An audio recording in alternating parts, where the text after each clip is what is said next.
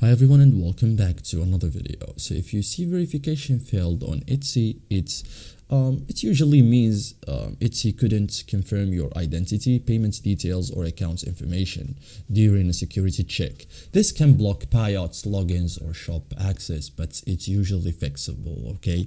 So in this guide, I will show you step by step how to fix the verification failed error on Etsy in 2026 safely and correctly, okay? So first thing first, Etsy verification may involve identity verification, bank verification, payment verification, phone or email confirmation. So check Etsy email notification and accounts alerts in settings. So determine the exact verification type, okay? You can also make sure your information matches exactly. So your Etsy account must match official records. So verify full legal name,